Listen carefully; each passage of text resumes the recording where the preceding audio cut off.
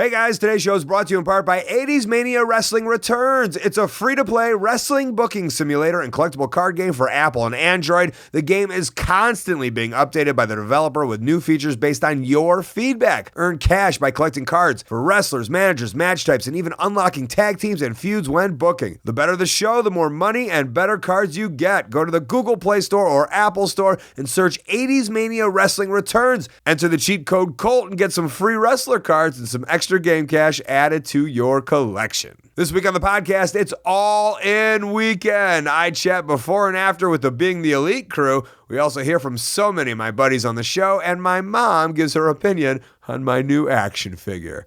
Enjoy the show. This is The Art of Wrestling with professional wrestler Colt Cabana.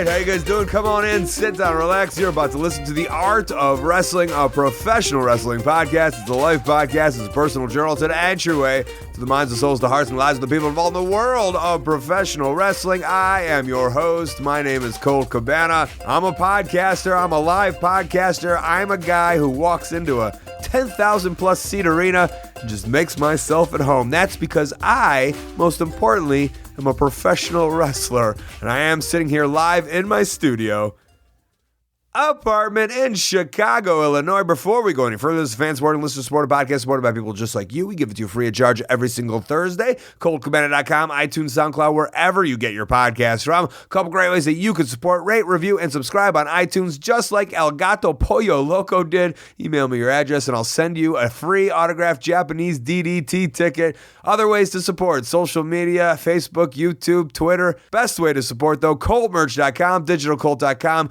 the Wrestling Road Diaries, the original gateway into the independent wrestling scene. That's where you can purchase that, along with t-shirts, buttons, pictures, posters, DVDs, and so much more. A children's book, I got it all. ColtMerch.com, DigitalColt.com. Can you tell the voice? It's a bit gone. It's fading away. I mean, I landed from Edinburgh, from the whole Fringe run. I landed in Chicago. I had like a day and a half off, and then it was right back to the races. But this was the right race to run. It was madness. It was madness. And by the way, by the time you hear this, I'm already doing a tour of the United Kingdom. I'm back in the UK. Rev Pro and Wrestling Media Con in London, Portsmouth, and Manchester. But this show this week, this whole podcast, it's a love letter to the independent wrestling scene, and that's exactly what this was with Starcast and All In. But for me, it actually started Thursday and Friday, the old piggybacking system. That's the best part of it. I did 2 shows Thursday and Friday for AAW at the Logan Square Auditorium, a 7-minute Uber ride from my house. And I'm not going to get into all the details of that show. I did play catch with my son MJF during a match. The GIF is on my Twitter if you want to check it out. But I did want to talk to the promoter, a guy I've known for almost 20 years now, Danny Daniels, to kind of discuss the start of this All-In weekend, which started, in my book, and a lot of people's books, with AAW. As AAW, can you admit this is the All-In weekend? Oh, absolutely. We've done the Thursday before Labor Day 2 years in a row, and we sold that out, but... Is that right? Yeah. You've done Thursday and Friday, or just the Thursday? Just the Thursday, because we did the Ciampa farewell the one year, and then we had Cody Rhodes the prior year. It's just Cody, legally speaking. My apologies. But yeah, if it wasn't for All In, we would not have ran Friday. So thank you, All In, for selling out Friday night for us. God bless. And then, so you, just like when you heard that was happening, so you had always planned to run this Thursday, just in general? It was booked for a year. Oh, no shit. Yeah. Because we thought Bola, the gimmick on us piggybacking off people would be like, all right, Bola's Labor Day weekend. Let's see who we can get from out of the country that can do both. So we bring them in Thursday, they go to Bola, but when we heard that happen, we're like, oh, well, fuck, if they're in Chicago, we'll just do both. Yeah. And it sold out really quick.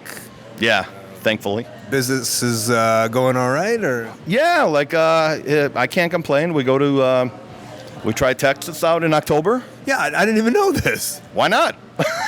What's the story behind that? I don't know. It was good with Wrestle Circus. They did well, so we know that there's an audience that wants to come, and so we tried it.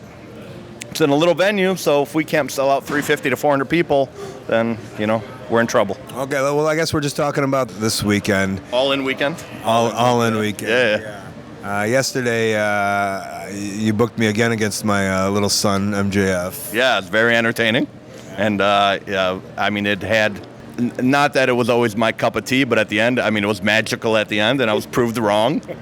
Why you can that you can play baseball or play catch in the ring and it gets over. I questioned it too, but then as it was happening, I was like, "Yep, they're gonna be into it." Yeah. And I'll say this, Danny, just to say it on the record in front of you, you've always been on Team Cabana, which I've always been grateful for. You always make me feel good about myself as a wrestler, if that means anything. Because you're damn good. But I'll tell you a quick story. I crapped on you, I believe, the first time I watched you and Punk.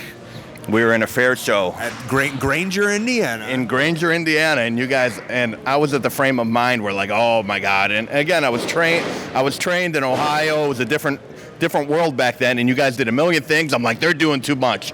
And I think I either told Dominion or A Steel, I'm like, God, they're doing too much. They're not working.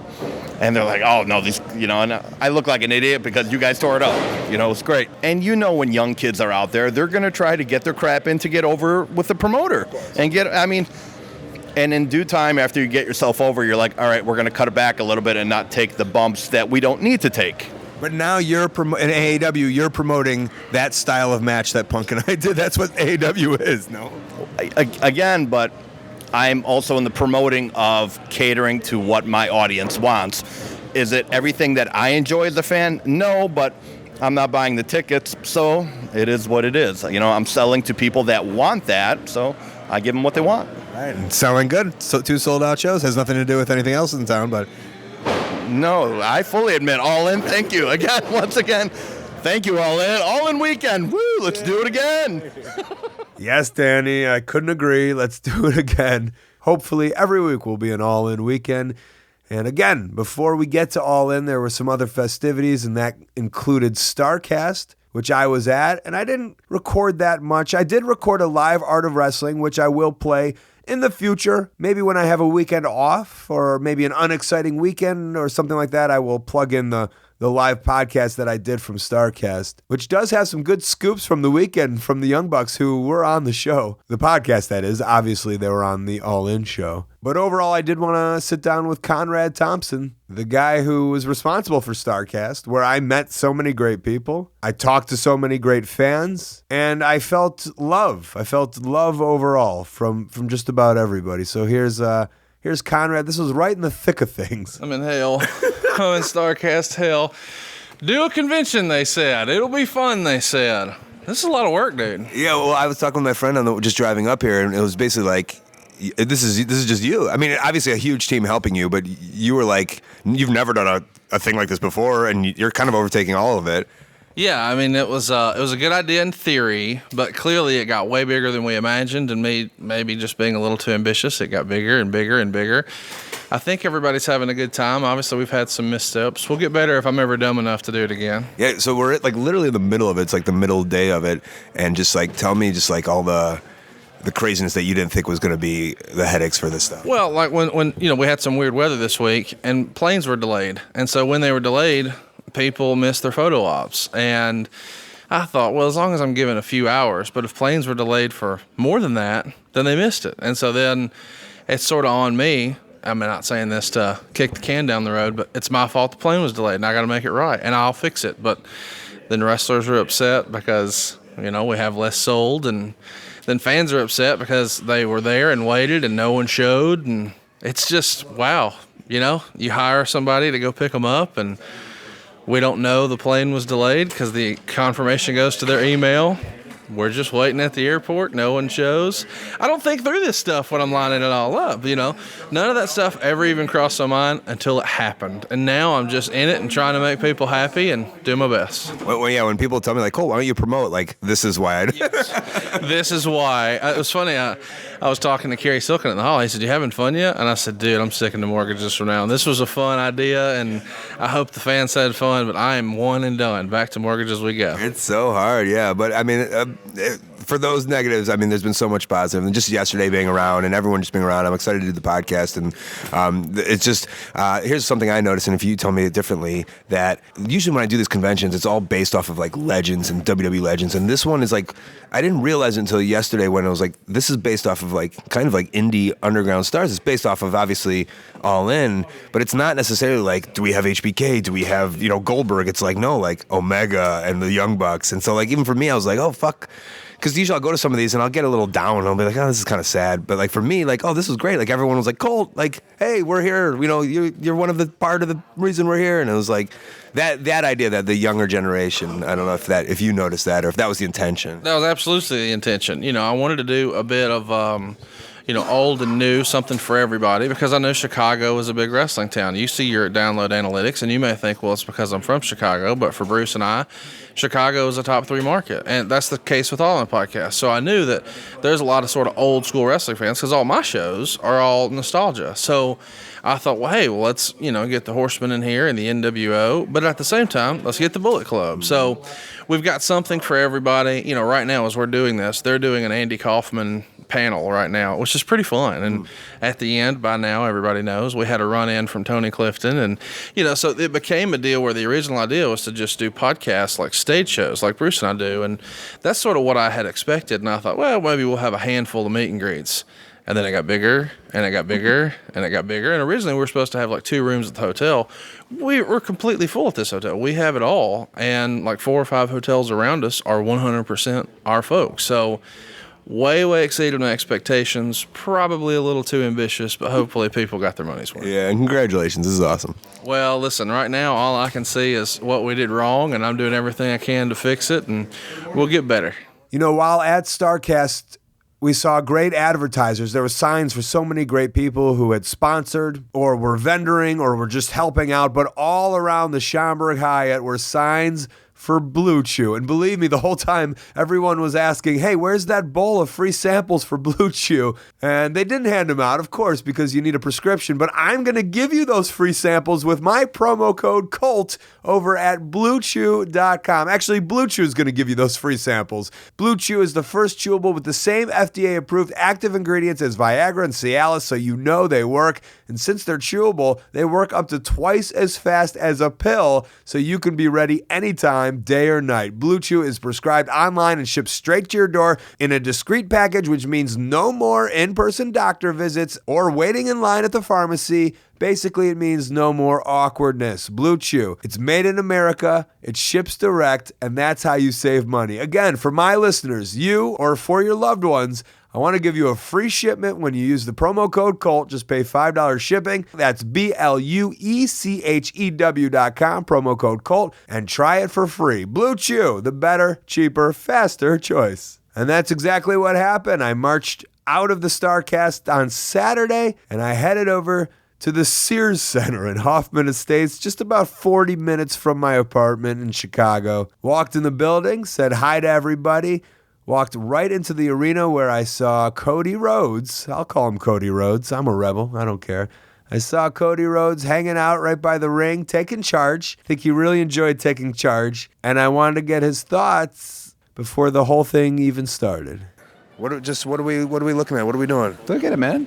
I really haven't taken it in yet. Pretty Jesus. cool for do-it-yourself. Is that out of cardboard that you made that at home? The sides are cardboard, and then the logos never change. We only could afford the middle. No, this is crazy. This is crazy. This is, but like, for you, the thing is that you used to come to these buildings all the time and be like, these are the buildings. But I don't know if it's different because it's just this. Well, no shade. In the last 4 years, we would come and say these are the buildings, but the one side would be completely empty. Right. Because Stardust specifically would jump up on the barricade and wave to 2 rows, pretending I was... Oh, and those ones? Yeah. Okay. It doesn't feel like, oh, we're back, as much as this feels like a completely different thing. That I have no real... I'm trying every time I walk out to be like, cool. Yeah. But I have no real pulse on what's happening yet. I don't think I'll know until after. Yeah. This is like right now is a before, and I'm almost just excited to wait to podcast for the after because I think that's the important part. part. Man. Yeah. No, I'm very excited, and I'm happy. Such a good group of guys. No one's mad. no drama. Do you know what I did? I thought was funny, which you What? appreciated, because we were in the locker room and none of the lockers were open. And Justin Roberts, I saw his thing in there, and I was like, Justin, out of here. I was like, what? Justin gets a fucking locker, like a joke, and then I sat in the corner. There, yeah. But the point is that like in WWE, that's what would have happened. Justin, man, TVL. We should have had a TVL. That was the problem. What's the TVL? TV locker room was where the broadcast would typically okay. dress. Yeah. And back in the day, TVLs were like Glenn would invite you in, and then Titus came in there one day and ruined it for everybody. And then, no, he's a grown man. What are you going to do? You can't kick him out. Well, congratulations. This is, it'll just, Congratulations, yeah. bro. The best. This is your city. Yeah, hey. This is your city, man. This is fun. Cool. Yeah, man. Let me know if you need anything, Colt. You got it. Oh man, as I was telling Cody that story about Justin was sitting right over there, and I wasn't talking shit about him. It was a story, but he was just right there. I was like, oh shit, there's Justin. You heard him in the back a little bit. So hey, I just walked right over to Justin. Did you take that seriously? No. When I threatened you? You were in there and you were joking. It was okay. It just brought back memories. I was gonna say, would that have really happened? Mentality. Yeah. Wait, there's no locker rooms, but Justin gets a locker? Old school. This is exciting, right? This is awesome. This is so cool. I walked in and I thought, wow, I was excited before I walked in. Then once I came in and just saw the setup, and this is amazing. And it's done by wrestlers. It's not a company. This is not put together by a company. This is the FUBU of professional wrestling, for us, by us. it's amazing. It is amazing. I listen for it. Are you announcing me tonight? I don't know. You did announce my WWE debut. I did. From Deerfield, Illinois. Yeah, that was awesome. Well, hopefully you get to announce my Hoffman Estates debut. That would be cool. All right, obviously there's two other people that I need to grab, and that's Matt and Nick Jackson. I do grab Nick Jackson right here as he's being pulled every other way. Wanted to get his thoughts before it all started. And then Matt and his wife, Dana, do make a cameo as they're carrying in the catering by themselves. Just before it's all starting. I'm getting everyone before it's starting. Yeah, you're smart to do that. I think the exciting part is going to be after or during. Maybe after. The nerves will be over with, Is there nerves? Stress. What are your nerves and stress right now? Well, things that I've never experienced before. Well, when I was a little time promoter back when I was 15. In the backyard, and you were like, we're not sure if all the neighbors will come. Yeah, exactly. Or the cops, you know what I mean? Now it's like all these big time wrestlers coming up to me like, hey, can I have a table? Well, we only have 8, you know what I mean? So I need to, things like that. It sounds small, but it's just things like that are stressing me out. Well, I guess you've wrestled in front of all those people in Japan. Yeah. But like just to come in here and be like, oh, these people, like every one It's of a those little seats are going to be different. filled. Yeah. Well, it's so many seats out there, right? We just did G1, and they had 12,000 people in there for 3 nights in a row, which is incredible. But it's different here because I feel like 100% of the fans, almost 11,000, are specifically here for us. I know. That's too much pressure. Yeah, well, when you say it that way. You better do good. Yeah. Now the hard work is put in, so now we just got to hit a home run. And hopefully we do. So I think whatever they do, whatever you do, whatever we all do, everyone will be happy with it. Yeah. As soon as I walked through the to see these set up in the arena, I was oh my god, this is almost overwhelming. I think once fans see it, they're gonna get goosebumps and they're going to feel it. You know what I mean? I think it's crazy that they're going to be able to walk in and be like, whoa, there's this many people that feel the way we feel. Mm-hmm. Because when you go to WWE, it's just a global product. But this is just like for your YouTube show. This is DIY. You know what I mean? This is DIY. Yeah, it really is. You know what I mean? It really is. And I can't believe you constructed the whole truss above the ring. That's so wild. You came in last night and did it? No, not me physically, but I watched people do it. You DIY'd somebody else to do it. Yeah. So what is that? I have Cracker Barrel catering. I'm bringing it in the catering room. I was at Target yesterday with all the water bottles. This is like I'm running a big backyard show again. I just took a picture of the Instagram. I go, this is the catering in East. It was Quest bars and water. We did that earlier. Yeah, we went earlier too. Yeah. That was we got Cracker Barrel coming in. That was the greatest thing in the locker room I've ever seen. Tic Tacs. I don't know if you saw that. Yes, I did. That was Matt's idea to get the Tic Tacs. Oh man, this is exciting, man. Yeah, man. All right, I hope we knock it out of the park. And by we, I mean you. Good job. We're all a part of this, though. Even the fans. So we all have to hit a home run. So. Yeah, fans, don't fuck this up. someone else who I knew was very important to get on the show for the Jacksons and Cody and Kenny and everybody was Rey Mysterio. And it's nice that I've had a nice relationship with Rey. Even when I was in the WWE, he at least, knew who I was, which was kind of him. But I've since, been on a lot of shows with Rey, and I've been around. And the whole time I was thinking about this show and about War of the Worlds, 1994, Los Angeles, California. If you don't know about it, just do some quick Googling or YouTube. It was just this mega show that was, Rey will explain it a little bit, but it just had such a very similar vibe, and I couldn't think of anything since then, and I kind of want to get his reaction and see if he thought the same thing, and it was nice to hear from Rey before the whole show got kicked off. I think we're both a part of history today, huh? Well, that's why so the thing that I think I can put this together like the closest to, and you have to tell me in my head, is When Worlds Collide, right? Yeah, I was right before you said it, I was like, ooh, it came right to my mind. Yeah, I think it's probably the closest thing, obviously, in this era that we're living now. Can you tell me a little bit about, because you lived that, you wrestled it. Yes. And what it is for those who don't know, I guess. It's funny because back then, breaking into the business and having this was my first major big event, and I've heard names that so-and-so is going to be there, so-and-so is going to be there from other companies. This was in 94, right? 94, yeah, presidents of the companies, Eric Bischoff being one of them.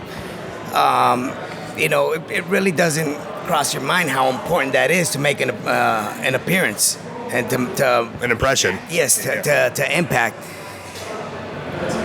Because you're caught up in the moment, you just want to go, you just want to wrestle, you just want to have a good time. But then, of course, that does lead into bigger and better things. The signing of ECW, the signing of WCW. This is like a very similar stage, but on a whole different level. It seems like, no major promoters are involved in this event today. It's just a bunch of kids that grew up to become big stars. Right, the boys. Doing it on their own. Yeah. The boys, yeah. So When Worlds Collide was very, not corporate, but very, higher powers putting a thing together? Pretty much, because I do recall there was a lot of animosity between who was going to wrestle who and who was going to go over, who was going to take the fall. Here, I don't feel like that. Right. That's the impression here today.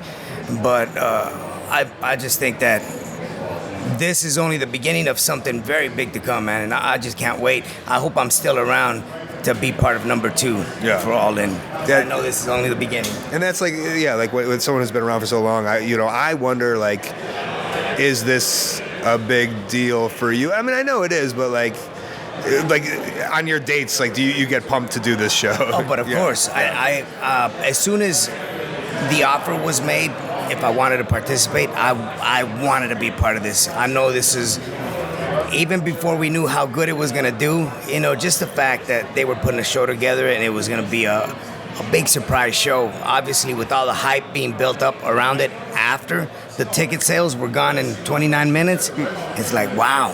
I guess none of us knew how big this was really going to be. But I'm truly blessed to say that I am part of the first ever All In show. And I think this is awesome. Yeah, me too. I think it's so. I'm trying to live in it. Yes, for the business in itself, it's definitely going to be a historical moment for wrestling because it's never been done.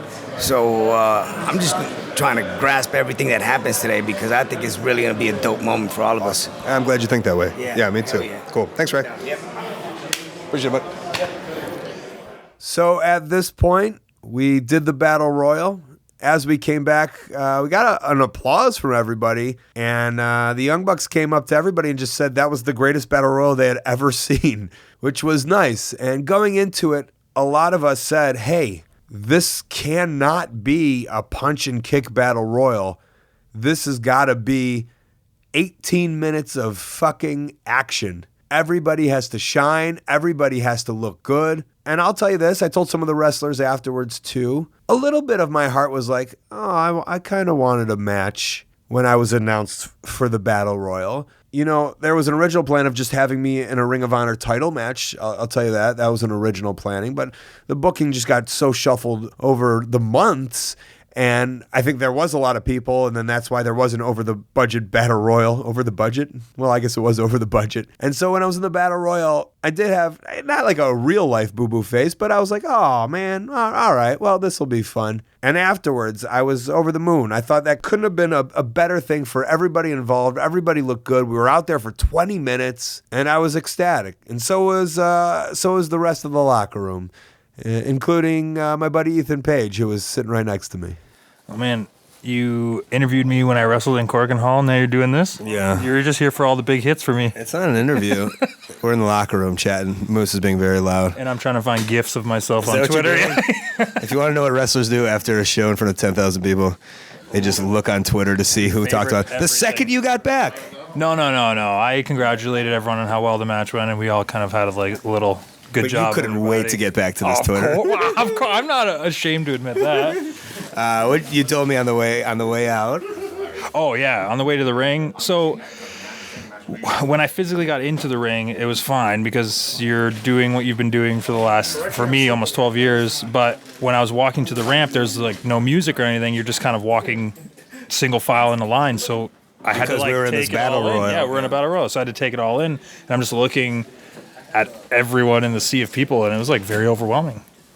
Yeah, it was pretty crazy. Is that the most you've been in front of? Yeah, 100%, easily. I once wrestled Gene Snitsky at the Rosemont Horizon. How many people? I don't know, 14,000. So a little bigger than today. I was, nobody chanted my name. But today they did. That's what I'm saying. They were excited when Gene Snitsky took off my boot and tried to smell my feet. No comment. That was a real thing that happened. It was crazy that 10,000 people knew everyone in the match. Yeah. And there was nearly 20 people, and not everyone signed to like these big companies or anything, so it was like very DIY, and it was very cool. To my left was Ehtan Page, and to my right was Marko Stunt, who, to the best of my knowledge, I met the night before at AAW, but I don't know, I might have met him before. But now all of a sudden, he has a GIF on a thing, and he's in front of 10,000 people. How was that for you? Absolutely unreal. This is like, I went from wrestling in Mississippi in front of 20 people that hoot and holler for saying shut up. They did, after him saying hoot and holler, you're hoot and holler, like I could hear the people hooting and holler. Hey! Hi! Cletus punch him again. Roll him up. That's a good finish right there. Yeah. How did you get here? I don't know. I just showed up and they just put me in. It was one of those shows. No, I'm just kidding. I wrestled for Joey Janela's Lost in New York, and things popped off there. And I woke up the next morning from a text from Cody Rhodes being like, "Hey, is this Marko? How would you feel about being in the Battle Royal?" And it just all happened in one night. It was literally an overnight thing. So. And how exciting to be in front of all those people. Dude, I've never had chills like that. I've still got chills right now. Just when just to hear some of the crowd know who I was, that's just crazy in itself. Just to have, even if it was just 5 people, I could hear them, and it was just cool. And you had some fun highlighted spots in there, right? I did. I eliminated Moose. He was the first eliminated. Sorry about that, dude. No hard feelings. And then I hit my signature code breaker on Ryan Cage when he was least expecting it, so that was cool. But then I got tossed out and my hair ripped out by Bully Ray, but that's okay. He'll do it. He'll do it. And after talking to Marko, I'm able to wash up, get dressed, and then there's a whole huge pay-per-view that's about to go down, a whole event. And it's funny, I'm walking around, I'm watching some, I'm mingling with friends the other, and I run into Kenny. And Kenny's such a big part of the show, so I grab him for a couple of minutes, about an hour or two before his match. I mean, I'm done, but you still, you're late in the card. You didn't want to be. I'm late in the card. I was originally main event, then I was semi, and now I'm before semi. So are you really? That's what happened. I'm kind of shocked, but I'll take the punches as they come. You wanted to be main event? No, I didn't want to be semi either. So I guess that's my buddies looking out for me. Who moved in front of you? Okada. Oh, gotcha. Okada begged for it, man. He wanted that main event slot. Bucks wouldn't give it to him, so they gave him semi. All right. I don't know. Tell me how excited this is. Like that this is a thing. You helped build this with the show, right? I think it's all based off the YouTube show. I think. Yeah, it really is BTE live, and it really feels that way. BTE live, BTE on ice is what. Ice to meet you. Yeah, BTE live, and you feel the passion. You feel that the fans just really want to be here. They want to have fun. And when I first came, and this always happens, when you come to a new arena, when you come to a new locale, and I've been to Chicago before, but I've never been in a building this big in Chicago, you never know what to expect. And when I heard the first opening match go out and the Battle Royal and the matches thereafter, there's this energy level that I've never heard or felt before, and it's just continuing, and it's not dying. So at first, it was kind of like let's see if I can do this without getting injured. Now it's like I'm really excited to get out there. Nice. Yeah. And then, I mean, you've done the little ones in Winnipeg in front of 20 people, right? Of course, still am doing it every now and then. Nothing has changed. Is that right? Have you gone back? As Greg the Hammer Valentine said, it all goes full circle, brother. Every now and then, like a non-announcement, I just kind of show up and do a little funny shtick. I will still on occasion do that kind of stuff. Lately, I haven't had the chance to. I've just been too busy. But I always leave it open for the option for me to appear locally. I think it's important. I mean, that makes sense. Like your sensibility too, especially like if everyone's seen that outdoor match and the stuff, the original DDT stuff you did. Yeah. The thing is too, I mean, I'm in a promotion now where I maybe once a year get to do what I used to do in DDT against Toriano, and if I do my local stuff, I get a chance to do that again, and that relieves some stress. So, what if there's a local promoter being like, "No, we can't have you doing like we're gonna need a real good one out of you." Then I'll say, you know what, you can take your $20 and shove it, buddy. Congratulations on all this, man. I can't wait to see your match. I can't wait to do my match. So thank you very much. Well, I guess you got to get out of here and mentally prepare for it. It's very true. Yeah, mentally prepare. And there I was, just roaming around the Sears Centre, watching some wrestling, podcasting with some friends, and it was exciting to be in a giant arena. It's not just a giant arena that holds wrestling. It doesn't even hold that much wrestling. The Sears Centre is also the home of the Chicago Mustangs and the Windy City Bulls. And that's a great segue to one of our sponsors this week, MyBookie. I don't even know who's going to win the games, especially the Windy City Bulls or the Chicago Mustangs, but maybe you do. And if you think you do, well, you should jump on MyBookie. MyBookie has been in business for years. They have great online reviews, and their mobile website is easy to use. Not to mention, they have in-game live betting and the most rewarding player perks in the business. Also, maybe you play fantasy sports. If you do, you can even bet the over-under on how many fantasy points a player will score each game. If this is you, put down some cash and win big today. You win, they pay. Join now, and MyBookie will match your deposit dollar for dollar. Use the promo code CABANA when creating your own account to claim up to $1,000 in free play. That's MyBookie. And don't forget to use my promo code CABANA when creating your account to claim the bonus. You play, you win, you get paid. That also would have been a great segment to talk to Disco Inferno, but he wasn't at All In. He was at the Starcast, and I'm sure he found something to complain about, right? Oh, Joey Ryan and the penises, complain. You know who's not complaining? You know who's being awesome? Xpac. He was just sitting there watching the matches, and I came up to him, and I talked to him. We're watching Cody and Aldis. I don't know. You wrestled on the independents. Like show is like basically a love letter to the independents. You wrestled those First Avenue shows and all those Ed Sharkey shows, right? Yes. Did you ever think those shows would lead to something like this? No. I was just trying to get on the big, my dream was to get hooked up with a big company because all the independent stuff was nothing anywhere resembling any of this. Right. It wasn't like a reality. Yeah, there was no future of making money on independents. Mm-hmm. Now there is. Wild, making a lot of money. Yeah, guys can make good money, and it's great. And for me, right, I came in '99 is when I started doing independents. When did you start doing independents? Like, when did you start? 88. 80. So that's end of 88. And in Florida, like Midwest, I was in heaven when I came up here to Minnesota, and I got $100. I was gonna ask you what the most you would get. I was like, yes, I can do this and not have to really work that much. Yeah. So. A real job-wise. Sure. As opposed to working in wrestling. It was $20 in Florida. That was the typical payoff. Like, you just were expecting a 20. Yeah, and there was tons of guys that could actually go in there and do something. Mm-hmm. But it was just waiting for them to get signed to go somewhere, right? Yeah, it was a glut of wrestlers in Florida at a time when business was on its way down. late 80s. Yeah, it's cool. It's cool that you came here and you're here hanging out. Yeah. But I feel like I've been really. I'm like one of the old farts. I hate to use that term because I'm really not that old, but I've been around 30 years. But I get a little bummed out when I see people from my generation and older shitting all over the stuff that these guys are doing. Oh, you're not doing it right, calling it business? Obviously not.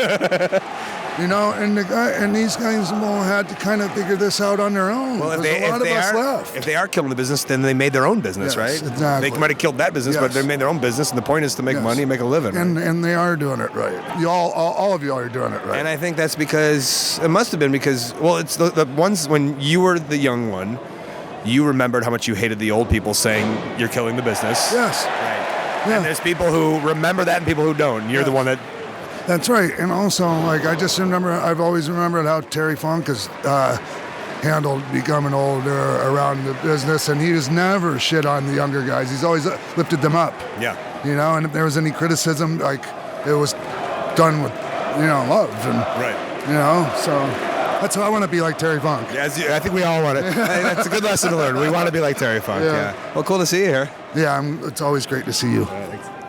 Speaking of a love letter to the independents, sometimes people will call me the king of the independents. It is my heart and soul. It is my blood, but I am not the only one. There's a lot of us out there. And M-Dog 20 from the old backyard days, the backyard wrestling video games. M-Dog Matt Cross is another one. And it was important for me to get his thoughts and feelings. And he was pumped. Matt, you snuck on another one. Snuck on another one. It's true. Like the idea, I'm just thinking of like, you were like, yeah, of course I was on the Hogan Australia tour. Of course I was on this within Rikishi in Italy. Of course I was on this mega independent. This one is odd to me with that in mind because I look around and I'm like, why are all my friends in France? Why are my friends in Spain? Because I've done these mega shows overseas for years. This is the first time on American soil I get to do it. So it's like I brought all my friends with me, so it's a bit strange and awesome. Right, yeah, it's so comfortable, isn't it? I don't feel like we're in Chicago. I'm like, wait, you live here. This is like your backyard. Yeah, I drove here. That's amazing. I'm like, when did we even fly here? I don't even remember the flight. I'm not jet lagged. This is amazing. I think this one's so important for both of us. And I always champion myself with the independents, but I did have a year and a half where I went to the WWE and left and stuff. But this has been the life for 20 years. Yeah, this means a lot to me on a personal level for exactly that reason. I'm coming up on 18 years of independent professional wrestling and nothing but. This is my lifeblood. This is everything to me. And to see it get to this level where there are genuine... I don't even know... I knew it was sold out, but honestly, not until maybe 5 minutes ago, seeing it, and I'm like... There are really people at the top. Like, there's just genuinely slammed. It's packed. It's just, like independent wrestling. Right. If I was like, hey, Mom, Okada is going to be here. She doesn't know what an Okada is. My aunt's never heard of Marty Scurll. Like, we're all nobodies, and I say that loving every one of us. But, like, oh, my God, guy in the street, Nick Jackson is doing this. Like, we're all nobodies, and I mean that in the most respectful and the most fantastic way. But look what we've done. Like, I still get... These aren't people that just... They're aware of what they're at. They're psyched to be here. I mean, it has a feel. This feels like a movement. Yourself, like, where have these people been our whole career? Where have you been, these fans? I didn't, but that's probably to protect my own fragile ego. Yeah. 25, like, usually there's 200, 250. Right, yeah, on a good day, but I mean, yeah, right. Yeah, if it went back years ago, of course not. Yeah, that is true. Where have these people been? But they're here now, and I think from what I've seen of the show, it's going fantastic. So these people, I think, would all come back, and it's just I think there's gonna be before and after All In moving forward. So who knows what's possible now? I fucking hope so. Right. This is especially for guys like us that have been either dedicated enough or stupid enough, pick which connotation you want, to stay involved this long. And that's what it is. Like Bill Burr had his quote, like he's just did it long enough that everyone got bad that he was just like, oh, I guess I'm the one who's been doing this the longest. Right. And I feel that's us too. And you're the same. We could have walked away a year ago, 2 years ago, 5 years ago. There's so many hard times and whatever, but we stuck with it. And now on, maybe the back end, we're able to just enjoy these things that are... I've gotten goosebumps like 3 times during this show because it does feel like, I don't know, our baby in some sense of like you said, we've championed independent wrestling forever, and to see it on this level, and this is a mark of the success of the event. We're at a giant arena that's slammed with people. I wore my jeans that are comfortable, and a Wrestling is Forever t-shirt. You know, like the email saying the dress code, did you get that? Yeah, and it said there is no dress code. Yeah, dress however you want. That is a huge success. There isn't. I wasn't like worried about like, oh no, I'm not going to shake DDP's hand and I'm fired. Like, I'm just here hanging out with my friends, wearing what I want to wear, having a sick time, and that translates to the crowd, and it's amazing.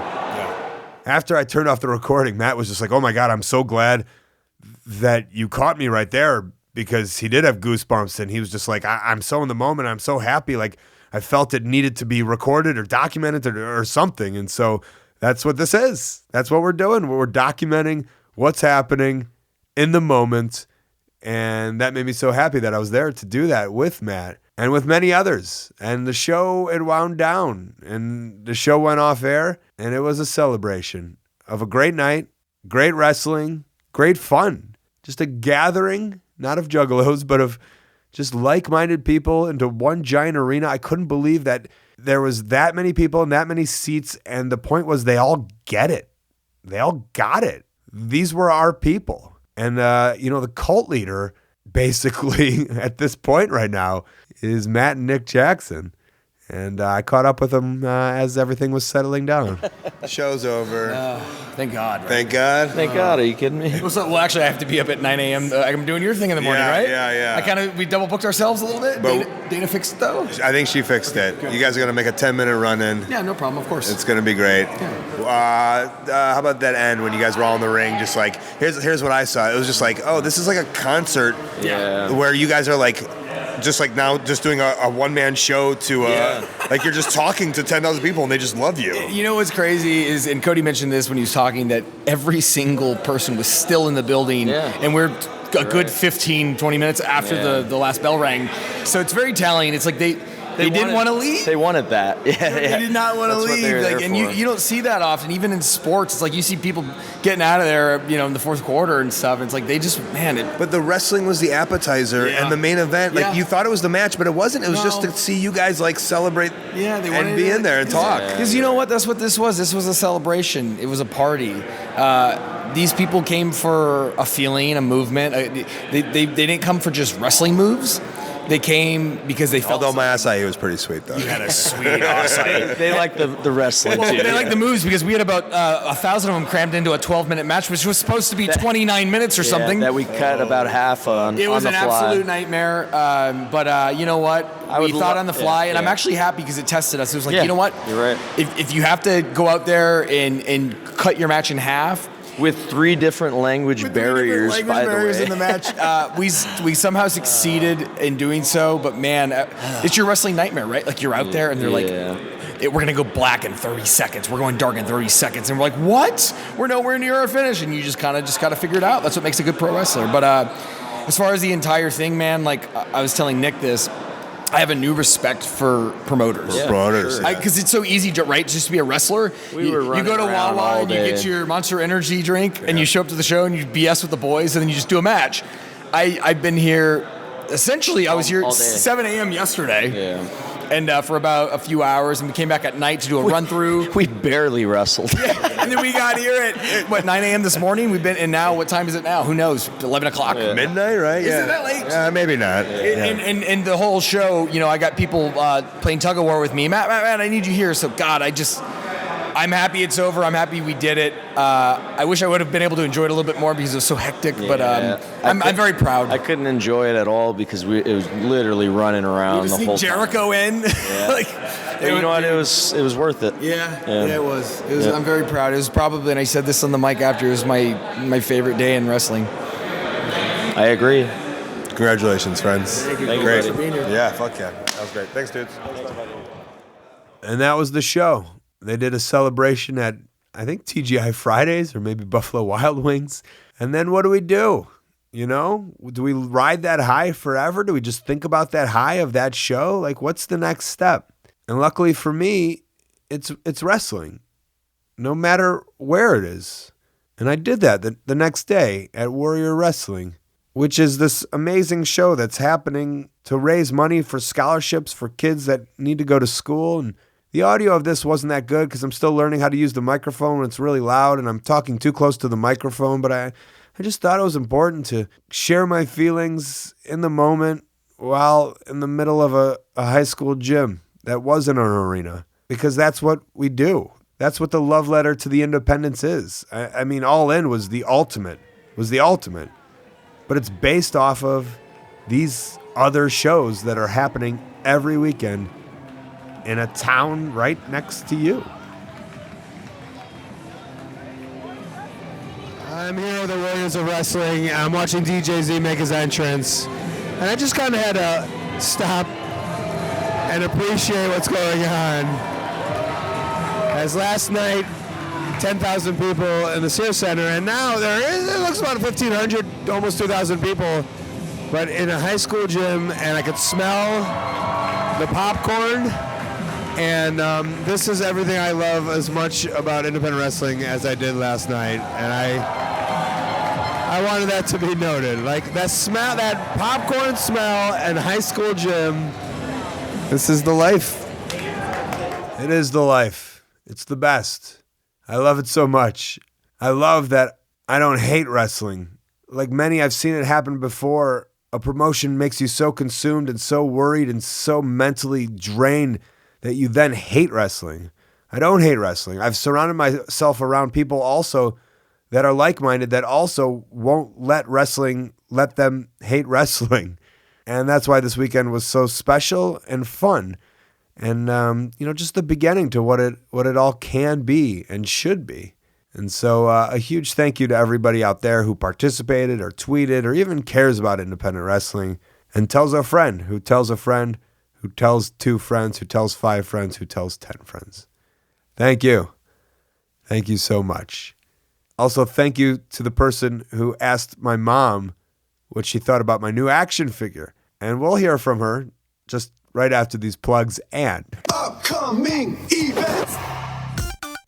All right, the best way that you can support ColtMerch.com, digitalcolt.com, Twitter and Instagram at Colt Cabana, Facebook /AOW Podcast, also /Colt Cabana. Each week I'll choose one person who reviews and rates 5 stars on iTunes, and I'll send them a signed show ticket from the Japanese promotion DDT. My storytelling podcast, Pro Wrestling Fringe, plus past archives of this show, old and new, are ad-free on StitcherPremium.com /Colt. Use the code COLT, get a free month. ColtWrestling@gmail.com is my very public email. Maybe a promoter want to put me in an upcoming show or convention or even be documented on this very show. I do have a YouTube channel. I also have a website, ColtCabana.com. That's where you can find my P.O. box. Upcoming tonight, September 6th, London, England, or Friday, September 7th, Portsmouth, England, RevolutionProWrestling.com. September 8th and 9th, Manchester, England, WrestlingMediaCon.com. Friday, September 14th, Cleveland, Ohio, AIWrestling.com. Saturday, September 15th, Hazleton, Pennsylvania, PPWWrestling.com. Sunday, September 16th, East Greenwich, Rhode Island. 2 shows, afternoon and night, BeyondWrestlingOnline.com. Friday, September 21st, Westbrook, Maine, LimitlessWrestling.com. Saturday, September 22nd, Wyandotte, Michigan, GoBCWA.com. Friday, September 28th, Las Vegas, Nevada, ROHWrestling.com. Also, October 4th and 5th, I'm open if anyone's running. Otherwise, it's a weekend off for me, I guess, which I don't want, but I'll take. Intro music by the Ukulele Teacher on YouTube. Outro music by Superfun Yeah Yeah Rocket Ship. Podcast cover art designed by Jimmy Lee. Photo by James Musselwhite. Thanks to Danny Daniels, Conrad Thompson, Cody Rhodes, Justin Roberts, Nick Jackson, Matt Jackson, Rey Mysterio Jr., Ehtan Page, Marko Stunt, Kenny Omega, Xpac, and Matt Cross for being on the show this week. Let's thank some sponsors. HighSpots.com, a VOD service that is amazing. Also, you can watch the AAW show. You can watch me play catch with MJF on the High Spots Network. They also have AMA knee pads, gear, wrestling mask, even a wrestling ring. A wrestling ring that 1 Hour Tees just put in their store. That's a real fact. They got it from High Spots. This is synergy. Everyone's working together. 1 Hour Tees, they run pro wrestling tees. That's where you can support your favorite independent wrestlers directly. All right. Hashtag AskCabanaMom is what you'll use on Twitter. Send me something that you want to know my mom's thoughts on. Has to do with wrestling. At Bronco Grads, he asked, I'd love to hear what your mom thinks about her son's debut figure from at Figures Toy Co. That's right, the Figure Toys Company. They put out a new figure. Find them online to get it. And here's my mom's thoughts on this action figure. I'm back. Yes, it's Mama Cabana from her studio apartment in Chicago, Illinois. I heard All In was a terrific weekend, and I'm sorry I couldn't make it. to meet all my fans. But getting back to today's question, I thought the action figure of Colt Cabana is terrific. It represents everything he was as a kid. He had so many action figures to play with. He had Teenage Mutant Turtles, He-Man, GoBots. He had Spider-Man figures, Police Academy toys. He had the starting lineups of all the baseball teams, Muscle Men, and of course, he had all the wrestlers, the miniature ones, the big ones, the wrestling ring, the miniature wrestling ring. He had them all. Yes, those action figures and the ones today represent who Colt Cabana was. So I'm very much in favor of his new action figure. I hope it's a big seller. I hope it's popular. And I hope people, young and old, buy it for their collection. So I hope to be on next week again.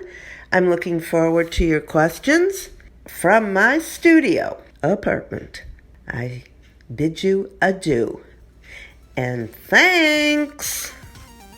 I guess she likes it. Maybe she'll listen to the Fully Posable podcast, a podcast about action figures. Or even the Major Wrestling Figure podcast, the new wrestling figure podcast by Kurt Hawkins and Zack Ryder. Maybe that's her new thing. Those are two great action figure podcasts, by the way, if that's what you're into. Otherwise, come back next week. It's going to be another crazy one. I'm going to London. I'm going to Manchester. I'm going to Portsmouth. I'm doing some television over in England. I have no contract to nobody. Independent wrestling. It's the best. This has been The Art of Wrestling. For Colt Cabana, I'm Colt Cabana. Thanks.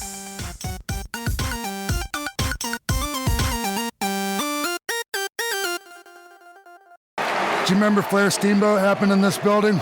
In this building? Yes, when it was the UIC Pavilion. This is not the UIC Pavilion. It used to be. No, it wasn't. No? No. What is it? This is just, the UIC Pavilion was downtown Chicago. No, this isn't No. I was told this was it.